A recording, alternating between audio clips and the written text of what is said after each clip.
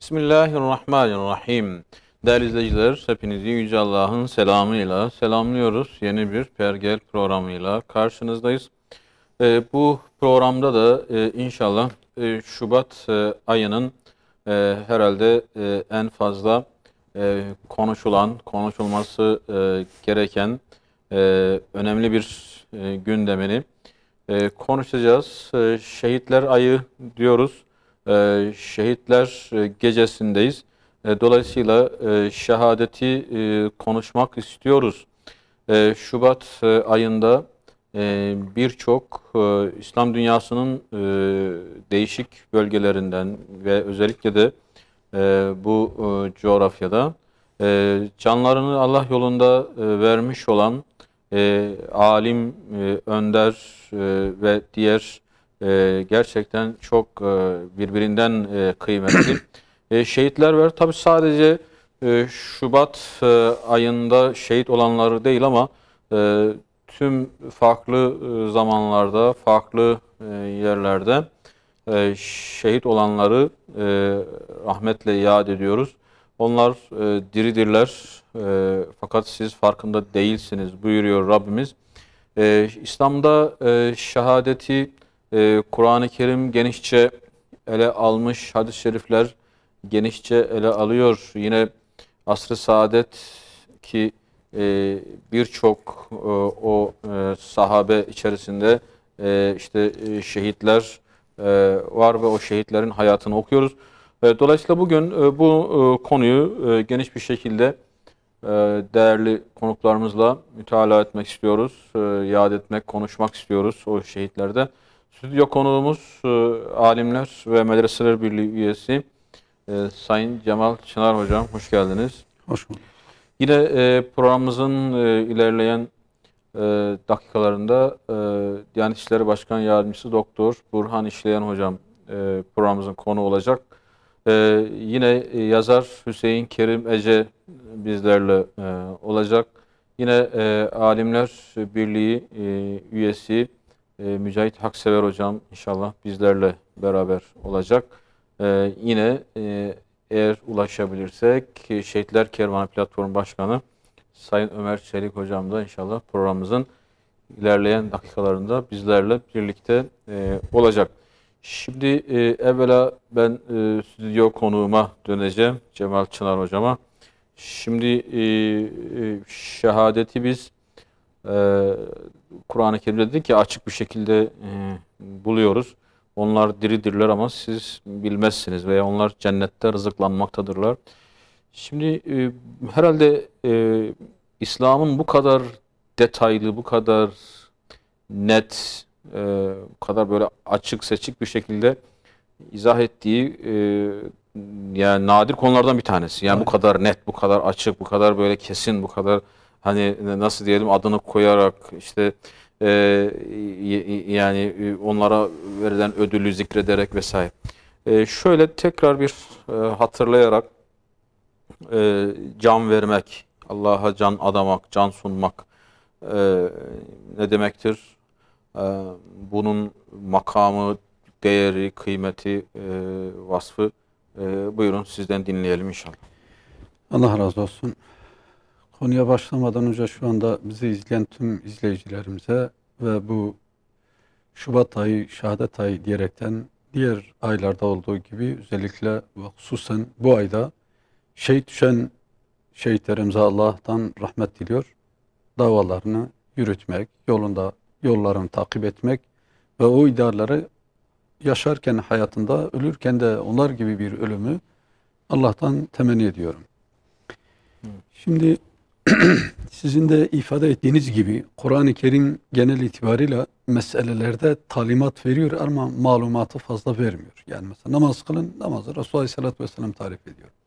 Fakat bazı hususlar Kur'an-ı Kerim'de çok teferruatlı anlatılıyor. Teferruatlı derken yani her yönüyle ele alıyor. Mesela velayet konusu, miras konusu Kur'an'da çok teferruatlı anlatılan konulardan biridir. İşte şehit ve şehadet de Kur'an-ı Kerim'de şehadet kelimesiyle, anlaşma, akit kelimesiyle, satış kelimesi üzerinden Allahu Teala farklı farklı konularda ele almaya çalışıyor. Hem öyle bir şey ki şehadete giderken kişinin, her giden insanın kaybetmeyip mutlaka ama mutlaka bu makamı bulduğuna dair birçok ayet-i kerimelerde de Allahu Teala bunu belirtiyor. Yani öldürülenler ve Allah için düşmanını, Allah'ın düşmanlarını öldürenler şeklinde, onlar malları ve canları karşılığında Cenab-ı Allah'la bir ticaret yaptıklarını Allahu Teala buyuruyor. Özellikle Tevbe suresinde Allahu Teala "İnnallâhe iştera minel mu'minîne" ila ahiri ayet. Biz o müminlerle ilgili, biz müminlere mallarını ve canlarını Allah yolunda vermek üzere cennet satışını gerçekleştirdik ve bu konuda Allahu Teala burada yapılan bu akitte, ben onlarla bir akit yaptım. Bu akitte Allah'tan daha fazla vefa gösterecek ve bu verdiği sözde durabilecek başkası olmadığını ve bunun büyük bir feyiz olduğunu ayet-i kerimenin ve cenneti müjdeleyin onlara, çünkü bu büyük bir feyizdir buyuruyor. Ve yine hadis-i şeriflerde mealen Resul-i Ekrem Aleyhisselatü Vesselam, şehitlerin kıymetçe en az olan insan en az 70 insana şefaat edecek. Hazreti Osman radıyallahu anh hazretlerinin en az binlerce insana şefaat edeceğini söylüyor. Dolayısıyla yine şehit düşecekleri, yani canlara hukuma geldiklerinde onlar cennetteki yerini görmeden Allah onların canlarını almadığına dair de bu manada birçok hadis-i şerifler vardır. Yani dolayısıyla şehit ve şehadet, Kur'an-ı Kerim'in böyle hani tabiri caizse bir meseleyi söyleyip sonradan böyle sikkeyle mühürleyerek söylediği gibi, mesela bu ayet-i kerimede Allahu Teala aleyh hakkan fit tevrati vel incil vel Kur'an, yani bu bir haktır.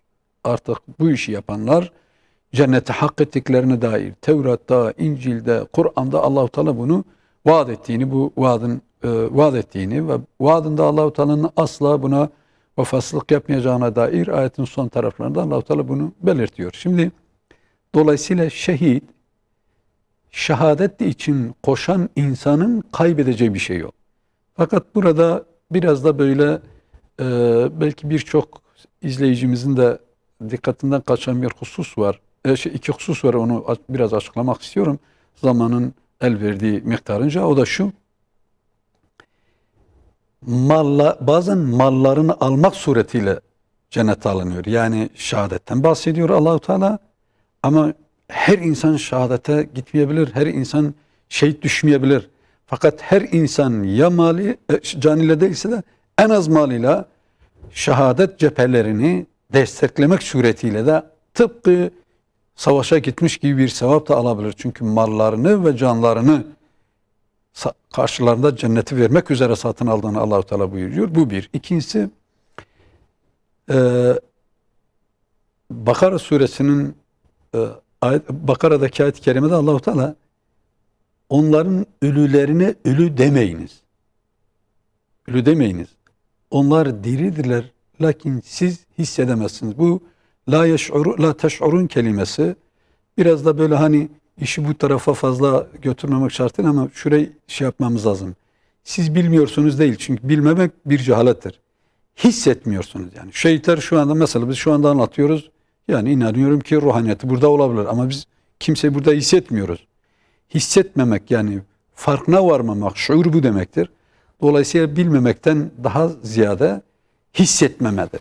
Demek ki biz biliyoruz, inanıyoruz, ama onların şu anda diri olduğunu biz hissetmeyebiliyoruz. Dolayısıyla şehitlerin tanımı Kur'an-ı Kerim'deki bu iki hususu özellikle belirtmek istedim. Şimdi şehit ve şehadet kelimelerinin kelime kavramı üzerinden baktığımızda da bir şeye tanıklık etme, bir meseleye tanıklık ve şahitlik etme üzerinden tanımladığını görüyoruz. Hem tefsir kitaplarında hem lügat kitaplarında. Şimdi burada bir insanın şehit olmadan önce şehadete giden birkaç yoldaki işaret taşları, yoldaki işaret dediğimiz veya levhalar veya nişan taşları şehadet öncesinde var.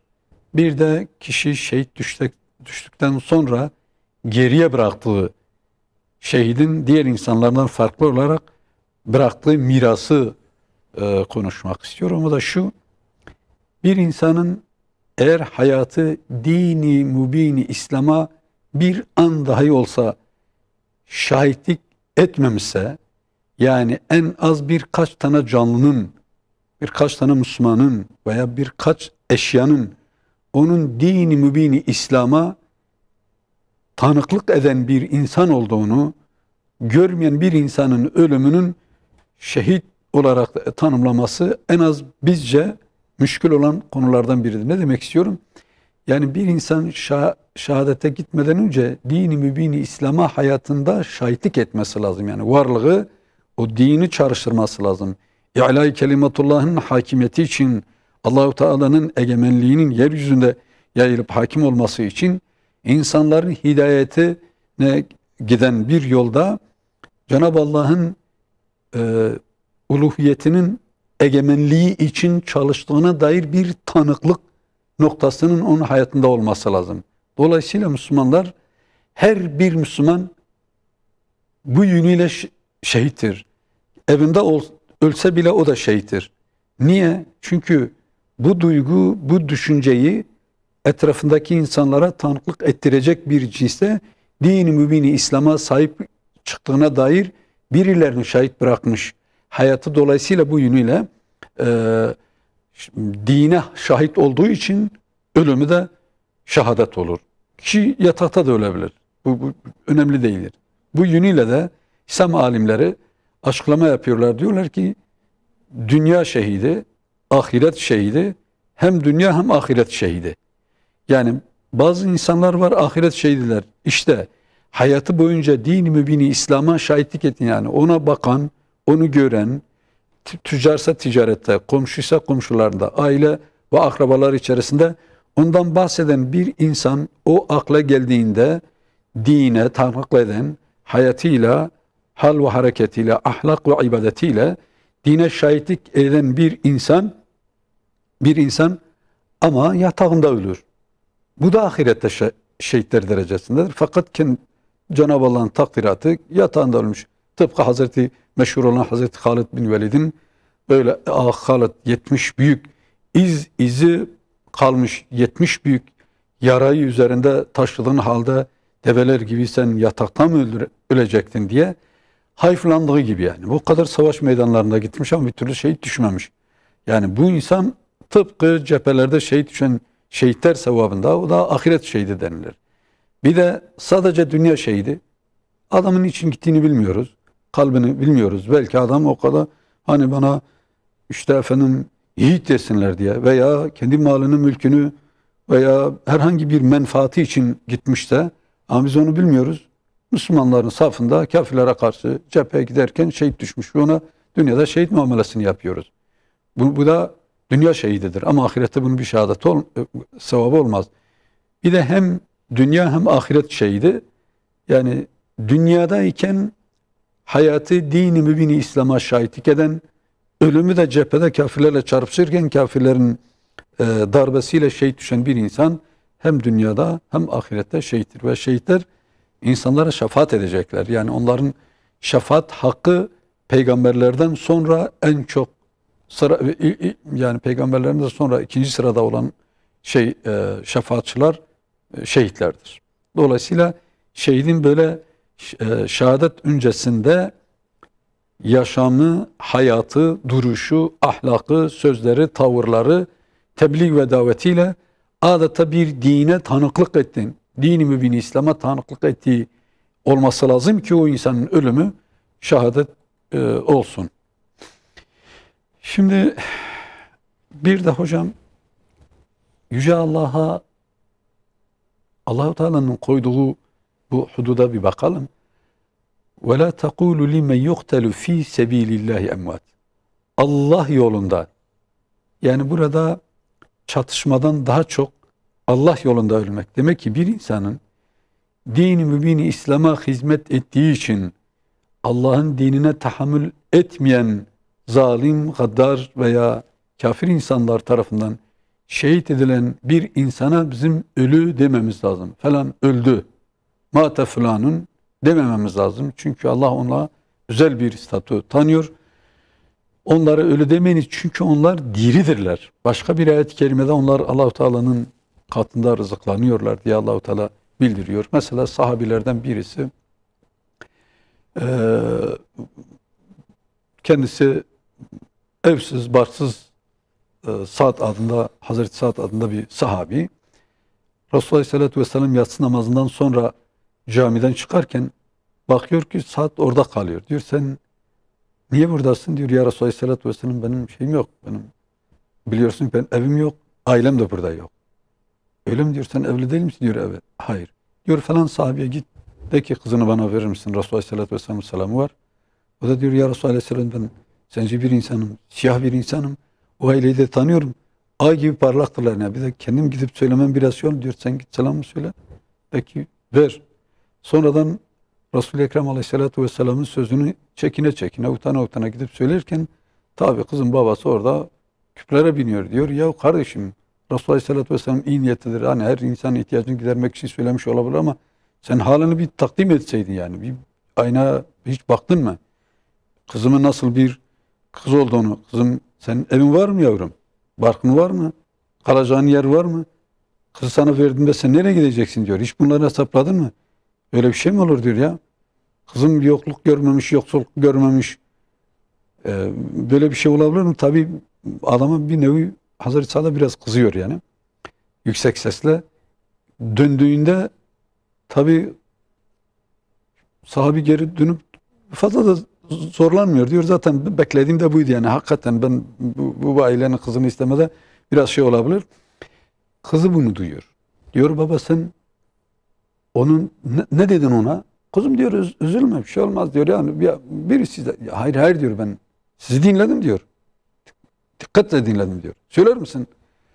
Diyor Resulullah Aleyhisselatü Vesselam kendisini işte herhalde gitmiş artık Resulullah'a nazlanmış. Şöyle böyle Resulullah Aleyhisselatü Vesselam da senin için göndermiş ya ben gereken dersini verdim sen rahatsız olmana gerek yok.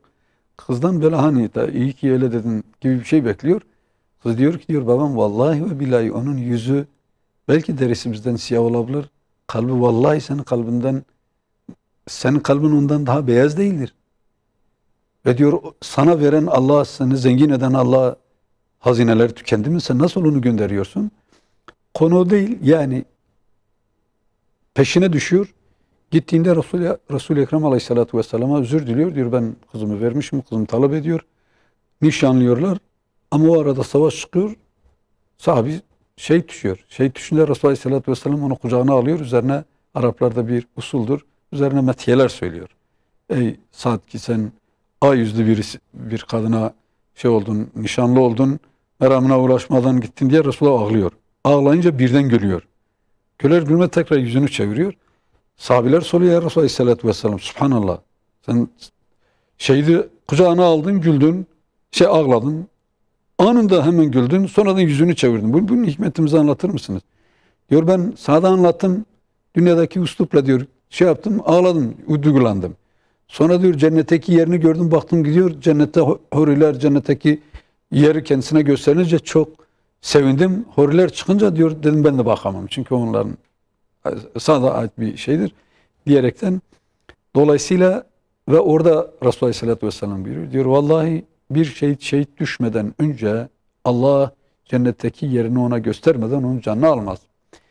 Dolayısıyla yani şehadetin böyle Kur'an ve sünnette sahabilerin genel hayatında tescillenmiş hakikaten tarihin seyri içerisinde bir rivayet olarak değil bir hakikat olarak dünya tarihinde nam bırakmış. Dolayısıyla da biz şöyle diyoruz, ben şöyle bir cümleyle yapıyorum. Diyorum ki dünya onların Allah için öldüğüne şahit. Onlar da tarihin içerisinde Allah'ın dinine bekçilik yaptıklarına dair şahitlik yapıyorlar. Yani tarih onlar Allah'ın dinine şahittirler. Şehitler böyledir. Şimdi yine biz dedik ki şehitlerin şehadet öncesinde biraz bazı şehadete götüren nişan taşları var. Onlardan biri de dedi ki kişinin hayatının İslam'a tanıklık etmesi lazım. 3. O insanın bir derdi ve davasının olması lazım. Yani niçin şehit düştü? Şehadete giderken şehit düşmeden önce şehitlik diye bir derdinin olması lazım. İslam diye bir davasının olması lazım. Tebliğ ve davete yapabildiği kadarıyla iş yapması lazım. Mesela sahabelerde biz görüyoruz bazıları bir anlık Müslüman olmuşlar. Ya Resulallah Aleyhisselatü Vesselam ne yapmam lazım? Şu anda Allahu Teala şu anda benden en çok ne istiyor dediğinde buyurun Müslümanlar şu anda cihattadırlar diyor ve la ilahe illallah sadece İslam'la ilgili sadece la ilahe illallah deyip gidip şehit düşen insanlar var. Ama dikkat ediniz orada o sahabinin bile ya Resulallah Aleyhisselatü Vesselam ben Müslüman oldum şu anda en çok Allah benden ne istiyor? En önemli şey neyse ben onu yapayım. Ve Allah Resulü Aleyhisselatü Vesselam onun bu aşkına tanıklık yapıyor. Dolayısıyla onun oradaki ölümü şehit düşüyor. Şehadet oluyor, şehit oluyor.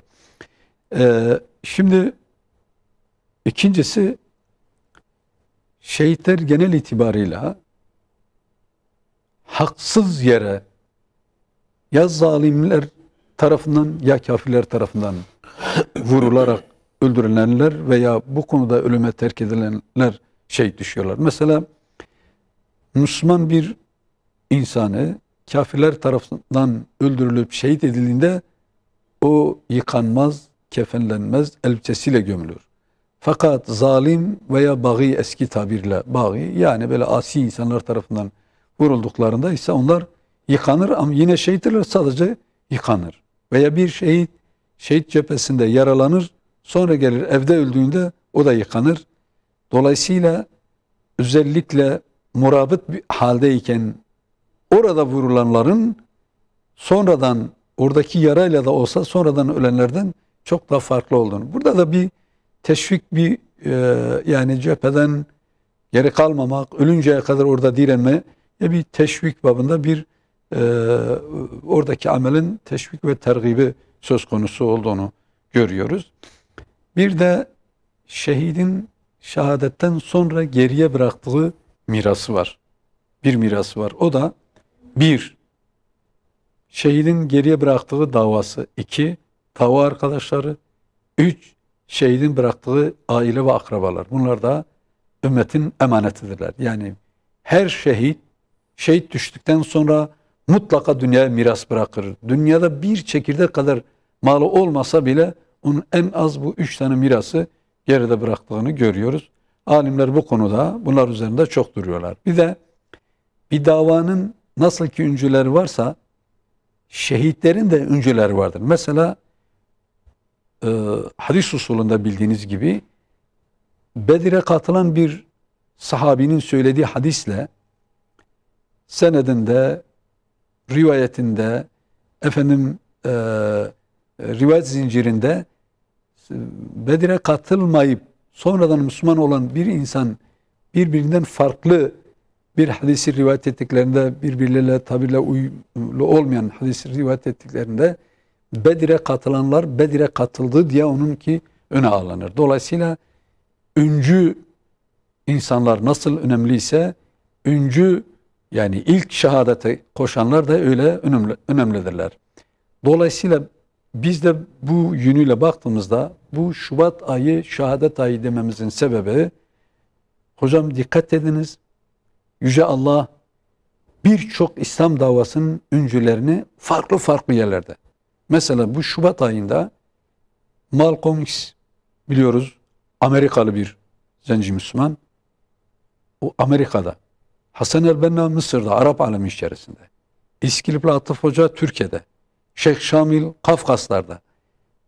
Türkiye'de tekrar işte Metin Yüksel. Mesela en yakınımızda olan şehitlerimizden. Dolayısıyla biz şuna baktığımızda insanların ruhlarının dirilmesi için adeta Cenab-ı Allah tohum atmış dünyaya.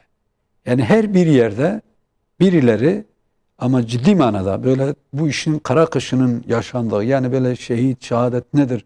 Milletin tabiri caizse unuttuğu veya hiç ummadığı bir zamanda öyle bir Allahu Teala böyle yer yer farklı yerlerden şehitler almış ve takdir-i ilahi bu ayda özellikle bu öncü kadroların şehit edilmesi de İslam ümmetinin dirilişi ve ihyası için çok önemli bir tevakkuf olduğunu, ciddi manada Cenab-ı Allah'ın bunu takdiri ilahide takdir ettiğini ve böyle değerlendirdiğini tahmin ediyorum. Peki. Sayın Doktor Burhan İşleyen hocam sanırım hattımızdalar, bekliyorlar. Hocam hoş geldiniz programımıza. Teşekkür ederim Özkan hocam. Hayırlı akşamlar diliyorum. Cemal hocama da Hayırlı akşamlar. hayırlı akşamlar diliyorum. Allah'ın selamı, rahmet ve bereket üzerinize olsun. Sağ olun Sizin üzerinize hocam. olsun. Sağ olun. Allah razı olsun. Şimdi biz hocamla bir giriş yaptık. Şehadet çok geniş bir konu, şehitlik ve şehadet ahkamı diyebileceğimiz bunun belki çok tafsilatı da var. Şöyle sorsam hocam, şimdi biz Fatiha suresinde işte sürekli bizi kendilerine nimet verdiklerinin yoluna ilet diyoruz. Allahu Teala da Nisa suresinde onların kim olduğunu bize açıklıyor ki onlardan bir grup da şehitlerdir diyor. Bizi şehitlerin yoluna ilet diyoruz. Yani Fatiha'da öyle mi? Sürekli. Ne demek istiyoruz? İsterseniz buradan mı girelim yoksa sizin takdir ettiğiniz bir yerden şehadet mefhumu, şehitliğin önemi. Buyurun hocam.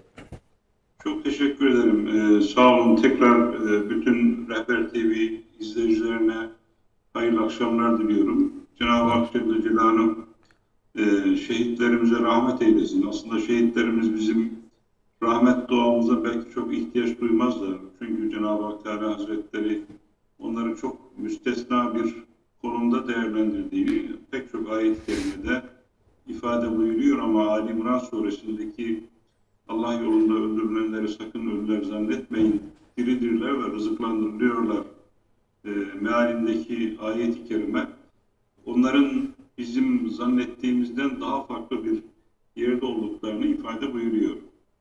Şimdi Çanakkale Savaşı esnasında bir batılı bir düşman komutanının Çanakkale'de savaşan Müslümanlar hakkında söylediği bir sözden yola çıkarak sorunuzu cevaplandırmaya gayret edeyim.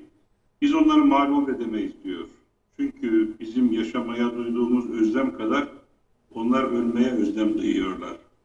Yani Müslümanlar ebedi hayata inanan insanların nezdinde, gözünde şehit olmak büyük bir rütbe, rütbelerin en büyüğüdür. Sizin ifade ettiğiniz işte Nisa suresinde Cenab-ı Hak Teala Hazretleri günde 5 defa defalarca Fatiha suresinde ihtinas sıratal müstakim sıratal lezine en'amte aleyhim kendilerine nimet verdiğin kimselerin yoluna ilet diye duayı öğretiyor bize. Kendilerine nimet verdiklerini de anlatırken en'amallahu aleyhim minennebiyyin ve sıddıkîn ve şühedâi ve sâlihin diye tafsil ediyor, açıklıyor. Onlar peygamberlerdir, sıddıklardır, şehitlerdir ve salihlerdir. Şimdi o 4 sınıftan bir tanesi Rabbimizin hasune ulâike rafîka, onlar ne kadar güzel arkadaştırlar, ne kadar güzel cennet yoldaşıdırlar diye övdüğü sınıflardan bir tanesi şehit olanlardır. Yani Allah'ın Celle Celaluhu rızasını kazanmak için Müslümanın temel hedefi Özkan Bey, yani ölmek değildir elbette. Müslümanın temel hedefi Allah'ın rızası istikametinde yaşamak ve Allah'ın rızası istikametinde yaşamanın yollarını bütün dünyaya öğretmek ve göstermektir. Kendisi yaşayarak etrafındaki insanlara da ilim ile, güzellikle, tatlılıkla, güzel bir üslupla, mevize-i haseneyle, işte bunu zaman zaman ıslah, zaman zaman emri bil maruf, nehy anil münker, zaman zaman irşat, zaman zaman inzar diye ifade edebileceğimiz yollarla bütün dünyaya halka halka kendisinden, ailesinden, etrafından, çevresinden başlamak üzere Allah'ın razı olduğu, razı olacağı bir hayatı yaşamayı insanların da yaşamasını temin etmeye çalışmaktır. Biz buna Müslümanın ıslah görevi diyoruz. Salih olacak kendisi, sonra da ıslah edici olacak. Konuyu dağıtmayayım ama bütün izleyicilerimizin ezbere bildiğini tahmin ettiğim Asır suresinde Rabbimiz husrandan, büyük zarardan kurtulanları anlatırken iman edenler, salih amel işleyenler, kendileri salih amel sadece ibadetten ibaret değildir malumlarınız. Kendileri iyi insan, iyi Müslüman olmak için gayret edenler burada yetinmiyor. Ve tevasav bil hak, hakkı tavsiye etmeye, yaymaya, etrafında çoğaltmaya gayret edenler, bu esnada karşılarına çıkan zorluklara, sıkıntılara sabredenler. Şimdi Müslümanın gayesi Allah'ın rızası istikametinde yaşamak ve dünyayı Allah'ın rızası istikametinde yaşanılan bir mekan haline getirmek olunca bu esnada zaman zaman malınızdan fedakarlık etmeniz gerekiyor. Zaman zaman zamanınızdan fedakarlık etmeniz gerekiyor. Zaman zaman da canınızdan vermek gerekiyor. Candan vermek gerekiyor. Allah Celle Celaluhu candan vermeyi, maldan vermeyi bir alışveriş olarak nitelendiriyor ve bunu verirseniz ben size cennet vaat ediyorum diyor. İnna Allah iştera minel mu'minine enfusahum ve amvalahum bi enne lehumul cennet. Allah müminlerden cennet karşılığında mallarını ve canlarını satın aldı buyuruyor. Şimdi insanın bir davası varsa Allah'ın adı yüce olsun, Allah'ın adı bütün dünyada duyulsun, Peygamber Aleyhisselatü Vesselam güzellikleriyle bütün dünyada tanınsın, Kur'an'ın mesajları bütün dünyaya ulaşsın diye bir gayesi varsa karşısına zorluk çıkması pekala mümkün, yani olabilecek şey. Çünkü şeytan var, çünkü şeytanın taraftarları var, şeytanın yanında yer alan insanlar var, insanlardan ve cinlerden bu çizgiyi devam ettiren, temsil edenler var. Bu mücadele böyle devam ederken fedakarlıklar gerekiyor. Allah Celle Celaluhu bu fedakarlık gerektiği zaman fedakarlık yaparsanız o takdirde ben sizi bir ölü olarak kabul etmiyorum diyor bize tabiri caizse. Siz daha ruhunuzu teslim eder etmez sizi rızıklandırıyorum diyor. Rızıklandıracağım diyor. Bu alemin nasıl bir alem olduğunu biz bilmiyoruz. Ama Allah'ın Celle Celaluhu haber verdiğine göre وَلَا تَحْسَبَنَّ الَّذ۪ينَ قُتِلُوا ف۪ي سَب۪يلِ اللّٰهِ اَمْوَاتًا بَلْ اَحْيَاءٌ عَنْدَ رَبِّهِمْ يُرْزَقُونَ. Sakın ölü zannetmeyin. Diridirler ve Rablerinin katında rızıklandırılıyorlar buyuruyor. Şimdi Cenab-ı Hak Teala Hazretleri insana böyle bir hedef koyunca, tarih boyunca Müslümanlar bu hedefe ulaşmak için, bu gayeye ulaşmak için ölümü, bu yolda ölmeyi bir ölüm olarak, sıradan bir ölüm olarak değil, Allah'ın rızasına, Allah'ın nimetlerine, Allah'ın cennetine ve ebedi hayata kavuşmak olarak değerlendirmişlerdir. Ve en büyük nimetlerden bir tanesi olarak telakki etmişlerdir. Etmeye devam ediyorlar. Siz biraz önce hocamı dinlemeye çalıştım. Şubat ayında hakikaten bir tevafuk, yani onlarca ismini sayabileceğimiz şehitlerimiz var. Ama sadece Şubat'a mahsus değil. Bizim tarihimiz aslında İslam tarihi bir anlamda şehitler tarihidir desek abartılı bir cümle kullanmış olmayız belki. Çok güzel. İslam tarihi kendisinden vazgeçenlerin, İslam tarihi davası uğrunda makamından vazgeçenlerin, malından vazgeçenlerin, ünvanından, rütbesinden vazgeçenlerin, Allah'ın rızası istikametinde koşanların tarihidir. Onların fedakarlıklarıyla zaten tarih oluşmuş, onların fedakarlıklarıyla fetihler gerçekleşmiş, onların fedakarlıklarıyla İslam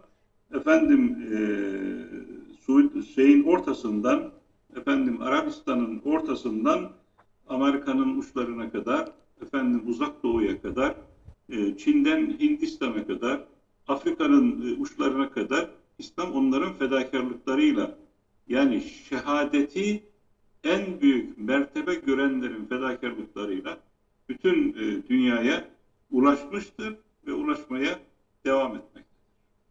Evet.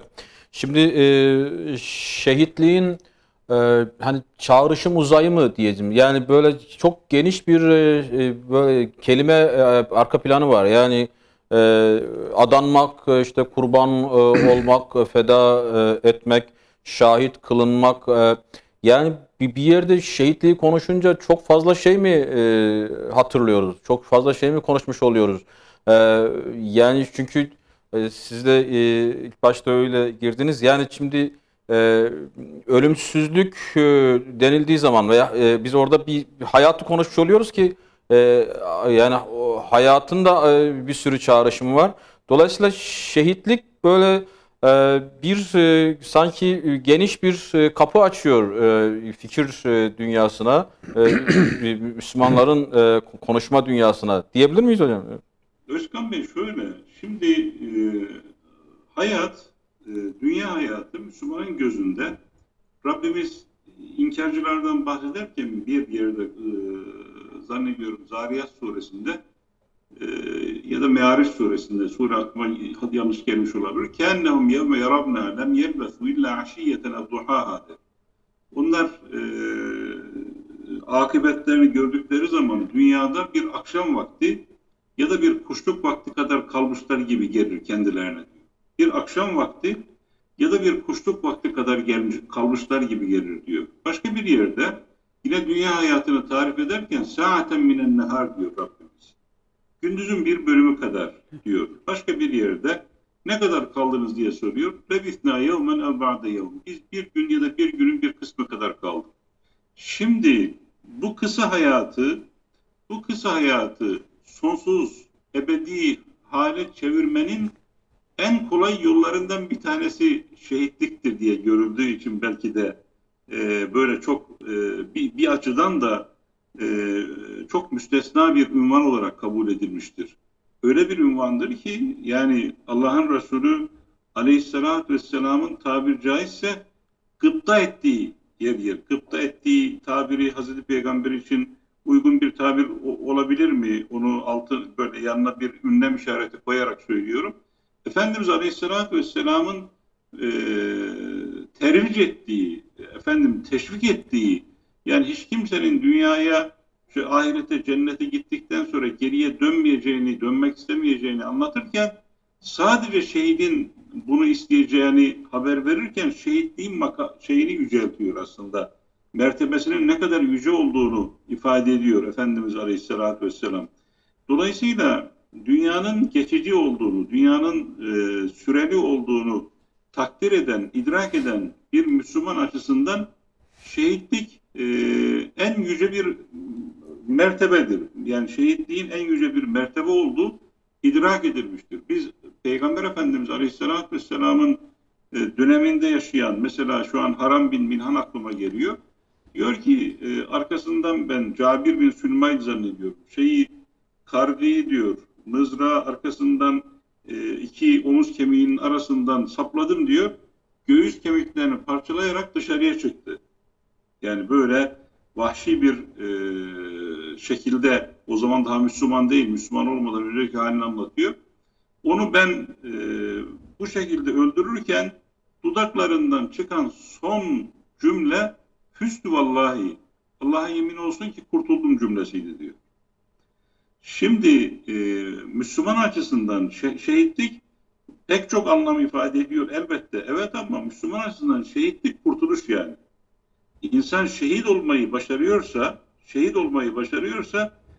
kurtulmayı garanti ediyor demektir. Aslında burada şehadetin Allah'ın huzurunda kabulüne engel unsurlar üzerinde biraz konuşmak gerekiyor kanaatindeyim. Yani bu kısa süresinin içerisinde buna müsaadenizle birkaç cümleyle atıf yapmak isterim. Buyurun. İnsan can verdiği halde Allah'ın katında canının bile kıymetinin olmadığı bir hal olabilir mi? Bir netice olabilir mi? Evet. Sahih hadis-i şerifte Efendimiz Aleyhisselam 3 kişiden bahsediyor. Can vermiş, mal vermiş, ilim sahibi olmuş. Üçünün de cehenneme atılacağını haber verirken niyet, yani neden bir insanın Allah rızası için verebileceği dünyadaki değerlerin zirvesi canıdır. Canını verdiği halde neden bu insanın canı kabul edilmiyor? Cenab-ı Hak sorar, neden canını verdin? Ya Rabbi, senin rızan için dini mübin İslam için yalan söylüyorsun. Sen kahramanlığını ispat etmek için, sen cesaretini, şecaatini ispat etmek için ne cömert, ne cesur insan, ne kahraman insan desinler diye savaştın. Savaşırken de öldün. Benden alacağım bir şey yoktur. Derilir diyor Efendimiz Aleyhisselam ve bunu Uhud Savaşı'nda yaşanan kuzman cehennemliktir şeklindeki bir uyarıyı duyan Efendimiz Aleyhisselam'ın cümlesini duyan bir sahabenin Kuzman'ın vefatında söylediklerine şahitlik ederek onun niyetinin Allah'ın rızası olmadığını anlamasından da bu uyarıya dikkat kesildiğini Müslümanların biliyoruz. Yani can emaneti sadece Allah'ın rızası için, Allah'ın rızası istikametinde feda edilebilir. Bunun dışında dünyevi beklentilerle, bunun dışında makam mevki beklentisiyle, bunun dışında ganimet, bunun dışında kahramanlık ispat etmek için, başka hedeflere ulaşmak için feda edilirse, bunun Allah katında kıymeti yoktur, değeri yoktur. Bunun altını kalın çizgilerle çizmek gerekir. Peki. İkincisi hukukla, bu da çok önemli. Hemen bitiriyorum. Buyurun. Bir veballe gitmemek lazım. Hayber'den sonra Efendimiz Aleyhisselam'a şehitlerden bahsediyorlar. Filan şehit. Bir şehitten, kimi kaynaklarda ismi de geçiyor. Bir şehitten daha bahsediyorlar. Ya Resulallah, filan da şehit diyorlar. Efendimiz Aleyhisselam diyor ki hayır, o şehit değil. Niye şehit değil ya Resulallah diyorlar. Efendimiz Aleyhisselam inni râitu finnâr fi abâtin gallâ. Ben onu ganimet malından, kamu malından çaldığı bir yelekle cehennemde gördüm diyor. Bu da çok hassas. Yani öldüm bitti değil. Usulüne uygun ölmek, Allah'ın rızası istikametinde ölmek, Allah'ın istediği şekilde ölmek şehadetin olmazsa olmazları. Çok teşekkür ediyoruz hocam. Çok sağ olun. Programımıza katıldınız, katkı sundunuz. Allah razı olsun. Allah'a emanet olun. Hayırlı akşamlar. Hayırlı akşamlar diliyorum. Bütün şehitlerimize rahmet diliyorum. Allah razı olsun. Evet, diğer konuklarımızı da az sonra alacağız. Burhan hocama çok teşekkür ediyoruz. Şimdi ölümün de rastgele olamayacağını, şehadetin de rastgele kabul edilemeyeceğini son söz olarak hocam vurguladı. Şehitlerin işte kul hakkı dışındaki yani bütün günahların işte affedileceğini biliyoruz. Hatta şöyle bir ayrıntı var. Denizde şehit olanların, yani deniz savaşında şehit olanların kul haklarının da affedileceği. Geçen bir hadiste okudum. İlginç geldi bana. Eğer denizde şehit olmuşsa onun derecesi daha yüksek. Belki de hani İstanbul'un fethine veya işte o deniz ötesi, deniz aşırı yerlerin fethine gitmekte böyle heyecan gösteren, şevk gösteren sahabelerde böyle bir motivasyon, böyle bir sebep vardı. Şimdi şehadetle ilgili hani söylenecek şey çok da yalnız her sahabenin sanki şehadetin tarifine katkı sunduğunu, yani şehit olan her sahabenin hatta Kur'an-ı Kerim'de işte o ayet-i kerimelerin bir anlamda iniş sebebi olarak, işte nüzul sebebi olarak da her şehit sahabi sanki şehadetin bir kısmını tarif etmişler şehadetleriyle. Öyle. Bir şehadet mektebini açmış. Birbirinden farklı. Aynen öyle. Yani Uhud Savaşı mesela, Uhud Savaşı'nda yani bir Musab bin Umeyr'in şehadet şeyi farklı veya işte Hazreti Hamza'nın şehadet şekli farklı veya o anki duruşları farklı veya Enes bin Nadır veya Abdullah bin Cahş mesela veya diğer birçok isim. Onların Cafer-i Tayyar'ın şehadeti. Onların hepsi bir yerde nasıl şehit olunur? İşte şehit kimdir? Veya işte şehadet sırasında nasıl durulur? Veya şehitlere ne verilir? Gibi şehadetleriyle bunu anlatmışlar sanki. Veya onlar üzerinden anlatılmış. Herhalde diyebiliriz. Doğrudur. Ben şöyle başlayayım. Hocamın o güzel akademik, Allah razı olsun, kendisine çok teşekkür ederim. Aynı programa katılmamızdan dolayı da çok sevindim Burhan hocamla. Çok sağ ol, Allah razı olsun diyorum. Dikkat edin hocam, çok daha amel üzerinde durdu ve doğrudur. Yani aslında şehadetin kısa öz tanımı şudur hocam. Başkalarının hidayeti için candan olmak. Yani başkalarının hidayete erip kurtuluşu için canını vermeyi ibadet sayan bir şuur ve bilinci yakalama duygusudur. Bu bir ruhtur şehadet. Mesela sahabilere biz baktığımızda şu anda 21. asırda yaşıyoruz. Yani böyle ameliyatlara çok kere şahit olduğumuz veya birçok insanımızın ameliyat geçirerek bu sözümü çok iyi anlayabileceğini tahmin ediyorum. Yani vücudunda ufak bir kan kaybına uğrayan bir insanın su içme arzusu böyle normalin üstünde yani. Doktor su içmek yasak, içtiğin zaman ameliyat olmuşsun, sana zarar verir demesine rağmen yalvarıp yakarıp refakatçisine mutlaka bana biraz su verin dediğini görüyor. Ne demek istiyorum? Yani kan kaybeden bir insanın suya ne kadar muhtaç olduğunu görüyoruz. Fakat sahabeler zamanında işte efendim elindeki suyu götürüp yaralı olan şehadete ulaşmak üzere olan yaraları götürünce birisine götürdüğünde benden daha durumu iyi olmayan şurada var diyerekten başkasını işaret ettiğini, o da başkasını derken sahabi de hangisine ulaştıysa onun vefat ettiğini, geri dönüp diğerinde vefat ettiğini, o su elinde kaldığını görüyor. Yani düşünebiliyor musunuz? Böyle bir halet-i ruhiyeyi yakalayan bir insanın ölümü cennetlik ve şefaat mertebesinde olmasa da ne olursun?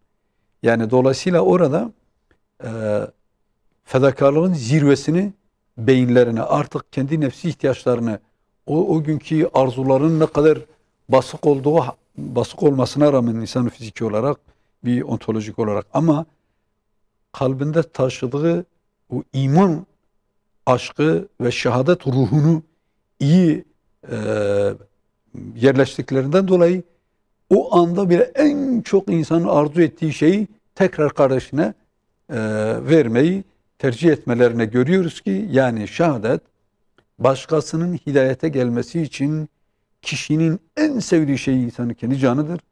Canını feda etmeyi bırakın, böyle hani zorlana götürüp vermeyi değil. Bunu ibadet statüsünde kabul eden bir haleti ruhiyedir şehadet. Peki. Hattımızda da yine başka bir Alimler ve Medreseler Birliği üyesi var. Mücahit Haksever hocam hattımızda. Hocam programımıza hoş geldiniz. Hoş bulduk. Allah razı olsun. Teşekkür ederim hocam. Biz teşekkür ederiz. Sağ olun. Şimdi şehadeti sadece tabii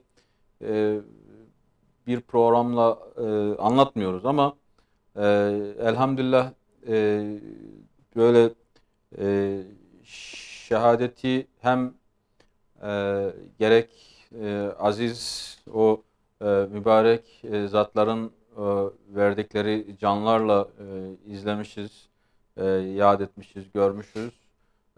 Hem de bu kervan çok uzaktan geliyor. Yani insanlık tarihinden bu yana yürüyen bir kervan bu. Ne diyorsunuz? Şehitliğin önemi, şehadetin önemi diye bir fasıl açtık. Sizin de düşüncelerinizi alalım hocam. Buyurun. Öncelikle ekranları başında bizi izleyen tüm seyirci kardeşlerimi içten kalbi duygularımla selamlıyorum. Hususen stüdyoda hazır bulunan Cemal hocamın da ellerinden hürmetle öpüyorum, saygılarımı sunuyorum. Estağfurullah, gözlerinden öpüyorum. Anladım hocam. Şimdi az önce hocalarımızın da buyurdukları gibi Kur'an-ı Kerim'de Cenab-ı Allah şehitliği peygamberlikten sonra 3. sırada zikretmiş. فَاُولَٰئِكَ مَعَ الَّذ۪ينَ اَنْعَمَ اللّٰهُ عَلَيْهِمْ مِنْ نَبِيِّينَ وَالصِّدِّيقِينَ وَالشُّهَدَى. Bu İslam'ın şehitlik ve şehadete verdiği değerin göstergesidir.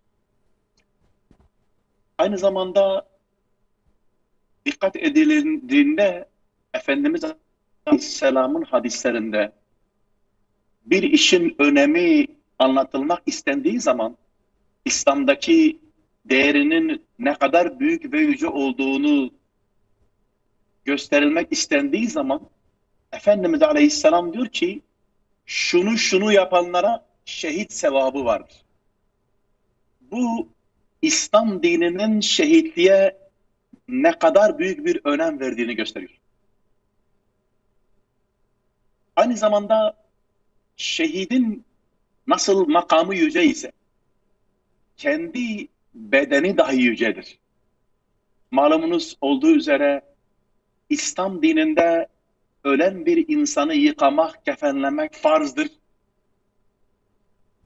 Bunun istisnası. Çünkü şehit ruh ve şahsiyeti o derece pak ve her şeyden arınmıştır ki bu paklık onun bedenine, onun kanına, onun giyimine tesir etmiştir. Güzel. Şehit ve şehadetin İslam'da büyük bir değeri vardır. Şehit, İslam düşmanlarının acziyetinin ve zalimliklerinin, Müslümanların, şehitlerin davalarının haklılığının ve mazlumiyetlerinin bir nişanesidir. Boyunca Allah peygamberleri ve onlara inanan insanlar kendi devirlerinde davalarını anlattıkları zaman anarşistlik yapmamıştır. İnsanların mallarına, canlarına, ırzlarına etmemiştir haşa. Amiyane tabirle tavuğuna kış dememiştir. Cenab-ı Allah Kur'an-ı Kerim'de İbrahim Aleyhisselam için ne? İz qâle li ebîhi ya ebeti lima ta'budu ma la yesma'u ve la yubsiru ve la yughni anke şey'en. İbrahim Aleyhisselam. Baba diyor, sen niçin bu taşlara tapıyorsun? Bana bir anlatır mısın? Bu görmeyen, konuşmayan, bir faydası olmayan niçin tapıyorsun? Bakınız, masumane bir soru. Niçin tapıyor? Bana bir anlatır mısın? Yani bunu kendi ellerinizle yapıyorsunuz ve onlara ilah diye tapın. Bana bir anlatır mısın? Anlamıyorum. Musa Aleyhisselam da bunu söyledi. İsa Aleyhisselam da bunu söyledi. Muhammed Aleyhisselam da bunu söyledi.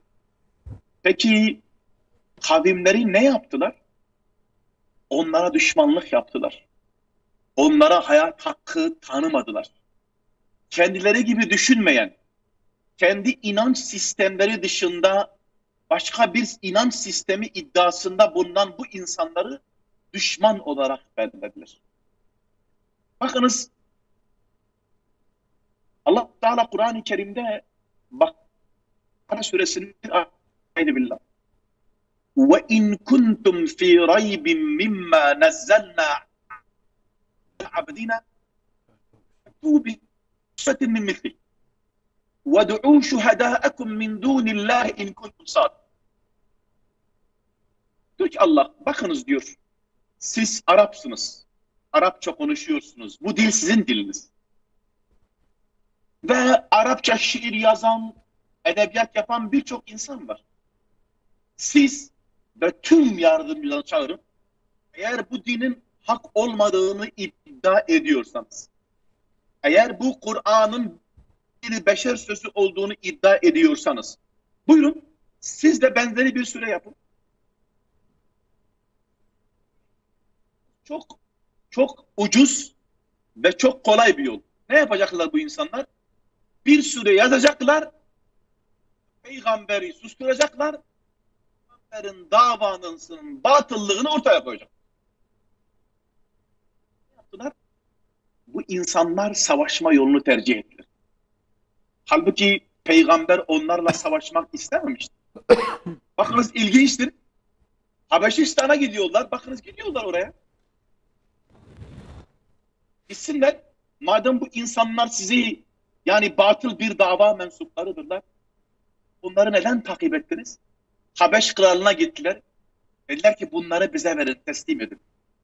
Neden, niçin, ne istiyorsunuz? Hani Hazreti Cafer'in orada meşhur bir sözü var. Ya ey kral sor bakalım, biz onların kölesiyiz, açmışız da bizi almaya mı gelmişler? Biz mallarını çalmışız da mallarını almaya. Onlardan birini mi öldürdük? Ne istiyorlar bizden? Şimdi ben de soruyorum, günümüzün müstekbillerine soruyorum.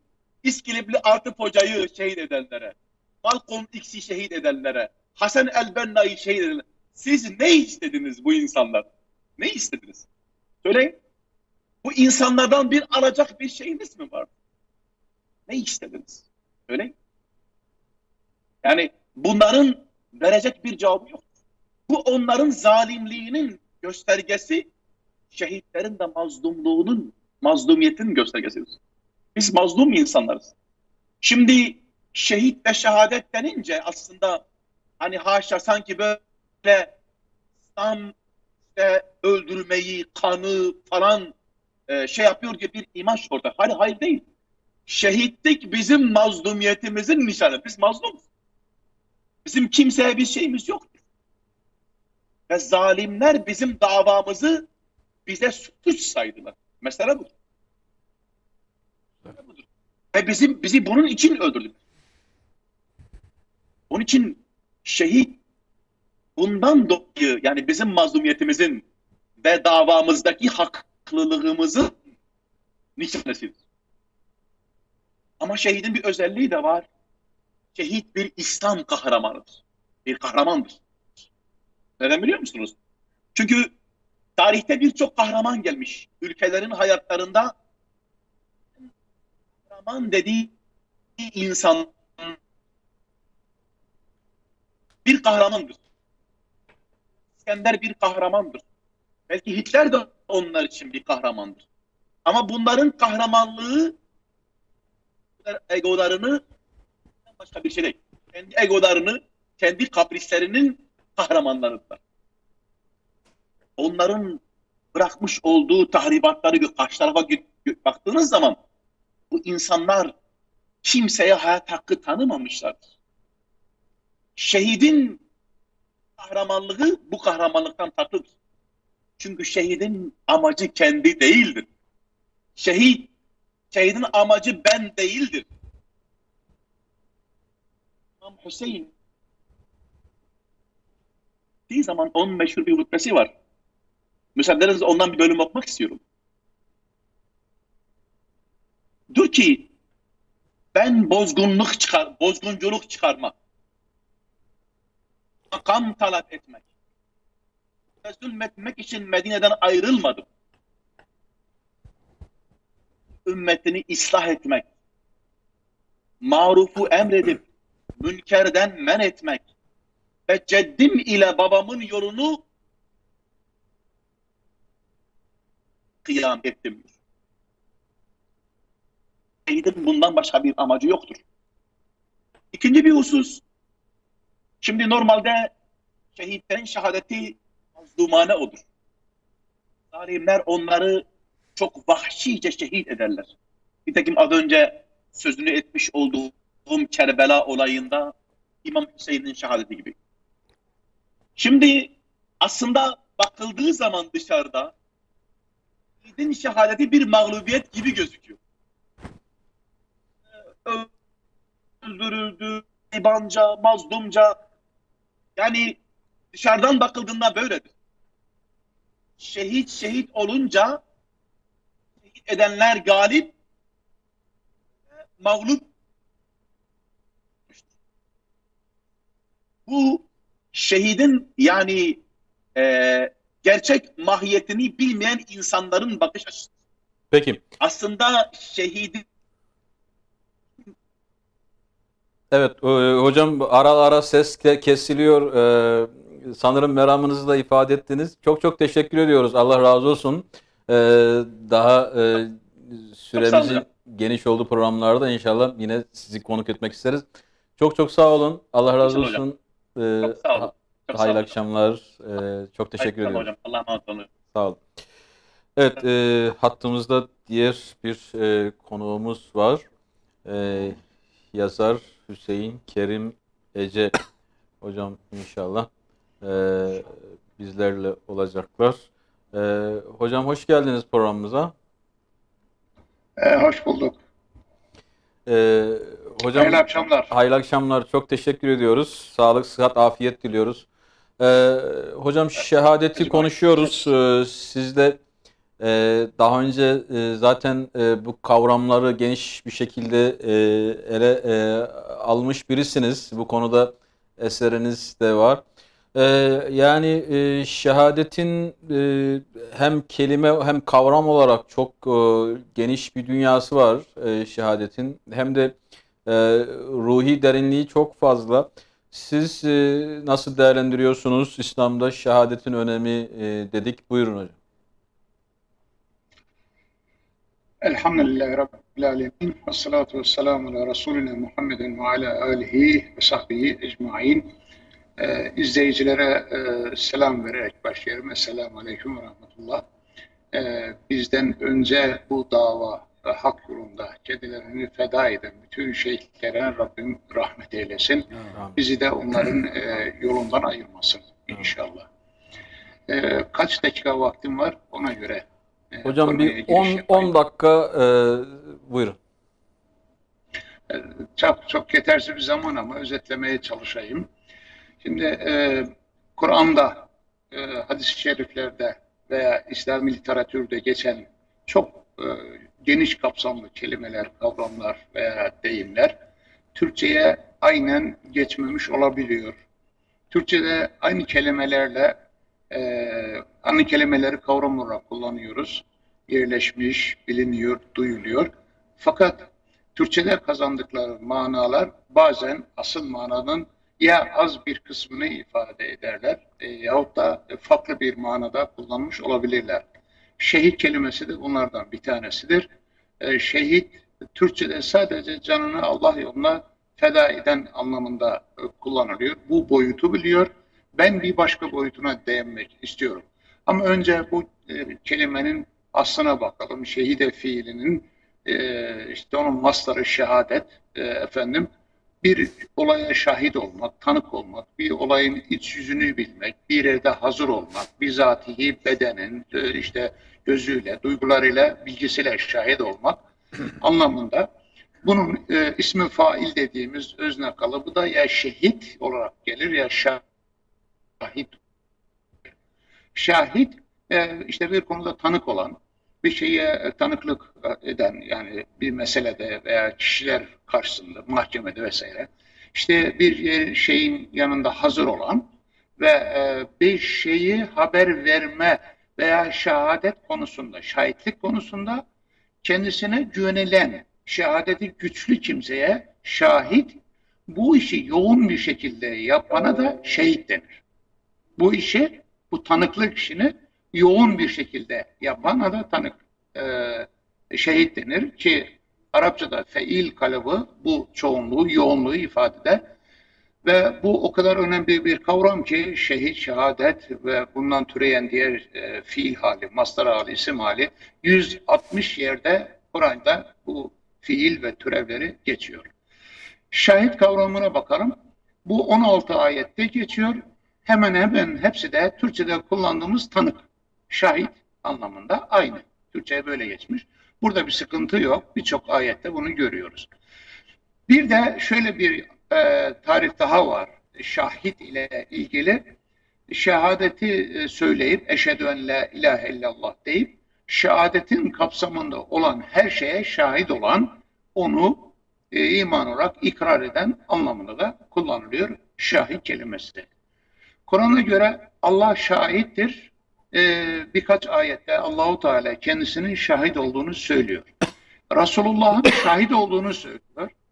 İşte Fetih suresinde ve Ashab suresinde bizzat geçiyor. Ya eyyühen nebiyyü inna ersellâke şahiden ve mübeşşeren ve nezîrâ. Allah'ın Resulü'nü de Rabbimiz şahit diyor. Müzzemmil suresinde de var. Bu şahitte şöyle bir özellik var. Yani davalı ile davacı arasında, iki kişi arasında adil, yalnızca gerçeği söyleyen, sözüne ve şahitliğine itibar edilen, bu yönüyle örnek alınan demektir. Şehit kelimesinin diğer anlamına vurgu yapacağım için bunu özellikle söylüyorum. Yani sözü ve davranışları açısından örnek alınacak insan demektir şahit. Resulullah'ın şahitliği bu açıdandır. Hem onun işte bütün bir ömrüyle tebliğ ettiği İslam'a şahitliği, hem de bu açıdan işte sözü, davranışı, ahlakı, ibadeti örnek alınabilecek, şehadet ettiği şeye tam şahit olan anlamında. Dolayısıyla şahit veya şehit aynı zamanda model demektir. Nitekim Ahzab suresinin 21. ayetinde birçoğumuzun bildiği, Allah'ın Resulü bu ümmet için, ahiret umanlar için üsve-i hasenedir, örnek alınacak kişidir. Şehit kelimesi Kur'an-ı Kerim'de 36 yerde geçer. 2 yerde şehideyn, ikili olarak iki şehit anlamında geçer. 18 yerde de şüheda olarak geçer. Dikkat çekicidir. Çoğul olarak geçtiği bu 18 yerin aşağı yukarı hepsi, 2 tanesi hariç, çünkü o 2 tanesi farklı yorumlanmış, 16 tanesi bildiğimiz şehit, tanık anlamında. Dolayısıyla Kur'an-ı Kerim'de şehit kelimesi 2 ayet hariç bildiğimiz şehit manasına geçmez. Bu 2 ayette az önce hocalar efendilerin okuduğu Nisa suresindeki 69'undaki ayet, diğeri de Hadid suresinin 19. ayetinde geçen şüheda.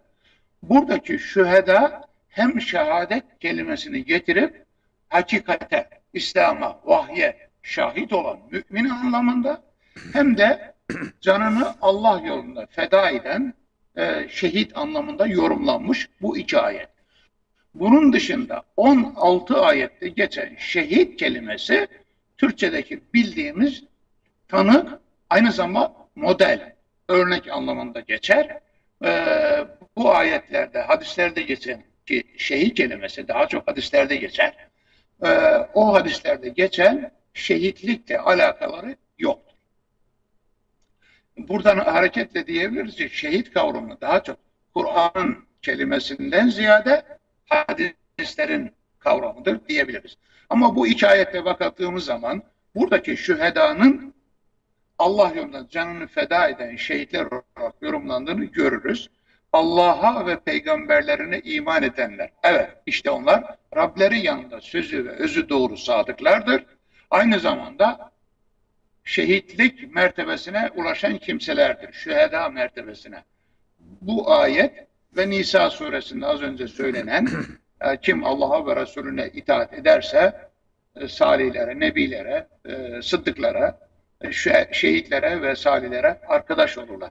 Oradaki şühedanın da canını Allah yolunda veren şehitler anlamında yorumlandığını görüyoruz. Dediğim gibi bunun dışındaki 16 şehit kelimesi ya bildiğimiz tanık anlamında, şahit anlamında yahut da model, örnek anlamında. Kur'an-ı Kerim Allah-u Teala'nın ismi olarak da şehitliği sayar. Eşşehid Allah'ın bir ismidir. Eşşehid Esma-ül Hüsna'dan birisidir. O şehadet aleminde, gayb aleminde şahididir. O her şeye şahittir. Ve hu ala kulli şeyin şehit şeklinde ayetlerde geçer. Dolayısıyla Allah kendisine de şehit diyor. Şimdi Türkçe'de kullanılan manada kendisini Allah yolunda feda eden şehit anlamını tek başına alır isek, o zaman eşşehid olan Allahu Teala'yı nereye koyacağız? Yani Allah da kendi yolunda canını mı feda etmiş olmuş olacak? Dolayısıyla Kur'an'ın bu kelimeleri nasıl kullandığına bakmamız gerekiyor. Eşşehid Allahu Teala'nın her şeye şahit olması, her şeyi bilmesi anlamında. Peygamberlerin de şahit olduğunu görüyoruz. Mesela Maide suresinin 117. ayetinde, Nisa suresinin 59. ayetinde peygamberimizden önceki peygamberlerden bazılarına Kur'an-ı Kerim şehit diyor. Efendimiz İsa Aleyhisselam diyor ki ya Rabbi ben onların arasında iken işte onların durumuna şahitlik yaptım. Ama benden sonra ne yaptılar benim peşime gelenler? Onu sen benden daha iyi biliyorsun diyor Hazreti İsa Aleyhisselam. Allah'ın Resulü de şehittir Kur'an-ı Kerim'de. Hem şahit hem şehit. İki ayette geçiyor ki bu iki ayet üzerine çok durmak gerekiyor. Birisi Bakara suresi 143. ayet, diğeri Hac suresinin 78. ayeti. Bir kısmını okuyalım. Euzubillahimineşşeytanirracim. Ve kezalike ceallâkum ümmeten vasaten litekûnû şühedâe alennâsi ve yekûne rasûlü aleykum şehîdâ. Böylece sizleri insanlara şehitler, şühedâ olasınız ve peygamber de size şehit olsun diye sizi vasat ümmet, dengeli ümmet yarattı Allahu Teala. İslam ümmetine hitap ediyor.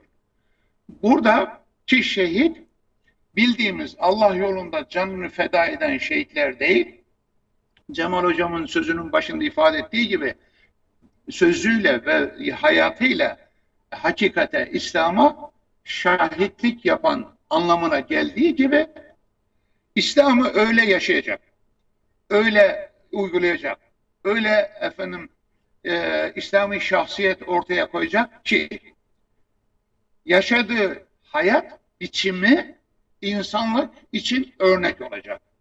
Allah Resulü de bu manada bütün insanların ve özellikle müminlerin modelidir.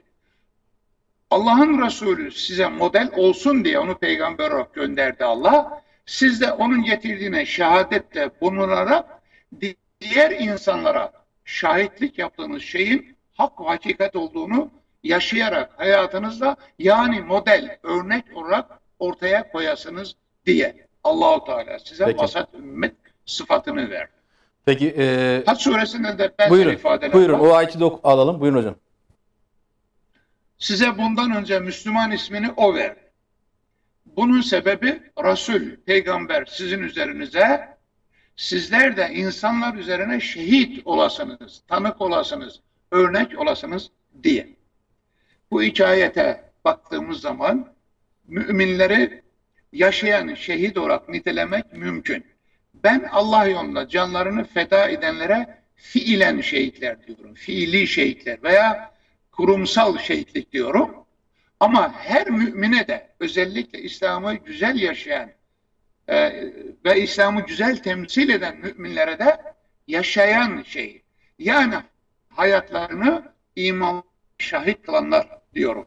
Öbür fiili şehitlere de Allah yolunun şehitlerine de imanlarını ve hayatlarını hayatlarını ve ölümlerini imanlarına şahit kılan Allah yolunun fedaileri diyorum.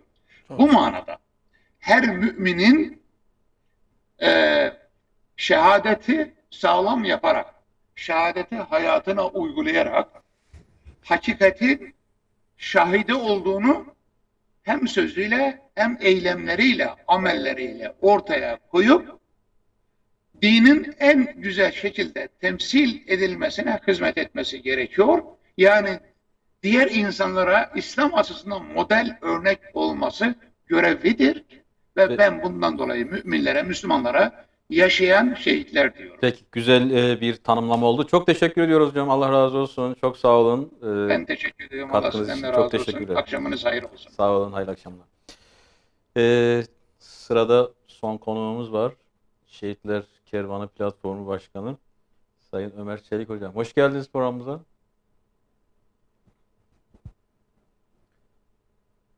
Evet, sesinizi alamadık ama inşallah bir problem yoktur. Tekrar deneyelim. Hocam hoş geldiniz yayınımıza.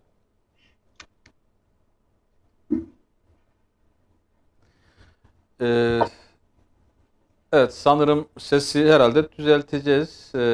Öyle gözüküyor ama bir daha biz programa girelim. Daha doğrusu siz beni duyuyorsunuz. Öyle anlaşılıyor.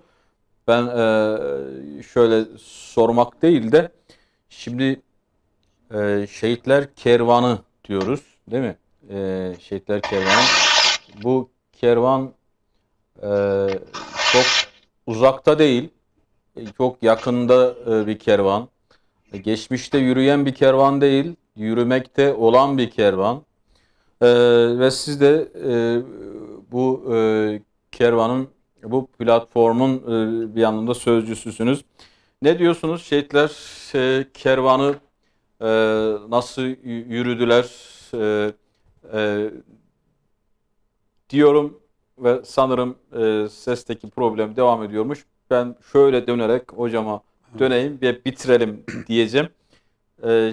Şimdi özellikle kervan, şehitler kervanı tam o hocam da sizin başta söylediğinizi güzel bağlamış oldu Kerim hocam, Ece hocam.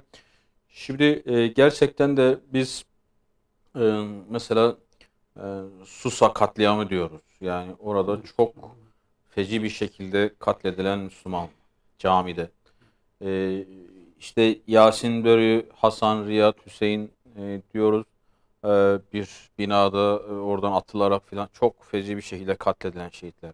Çok mazlumane, gözlerden uzak, isimleri belki çok telaffuz edilmemiş olan, yani yüzlerce hemen yakınımızda beraber oturduğumuz, kalktığımız, tanıdığımız, belki yürüdüğümüz, yani onlarca, yüzlerce şehitten bahsediyoruz. Ve hocam şu anda sorun yok herhalde. Tekrar bak size dönüyor. Hocam görüyor musun? Biz size bir oraya dönüyoruz. Televizyonculuk böyle bir şey yani. Sıkıntı yok. Evet hocam bak son dakikalarımız, ona göre sizden böyle kısa bir değerlendirme alacağız. Cemal hocama söylediğim son cümleleri de aldınız herhalde. Yani duydunuz. Zaten size de sormuştum başta. Kısa bir yorumla bitirelim hocam. Buyurun. Hocam ben sorunuzu alamadım da özür dilerim. Estağfurullah, ben şehitler kervanı dedim. Yani şehitler kervanını nasıl görüyoruz? Yani yürüyen bir kervandan bahsediyoruz. Aldınız mı şu an? Sesim geldi mi? Evet, evet. Buyurun bu anlamda bu minvalde bir yorum alın. Seyircilerimize hayırlı yayınlar diliyorum. Sizlere de hayırlı yayınlar diliyorum. Malumunuz İslam'da yani peygamberlikten ve sıddıkiyet makamından sonra yani Allah-u Teala'nın değer verip kıymet verdiği makam Allah yolunda öldürülme, yani şehit olma makamıdır.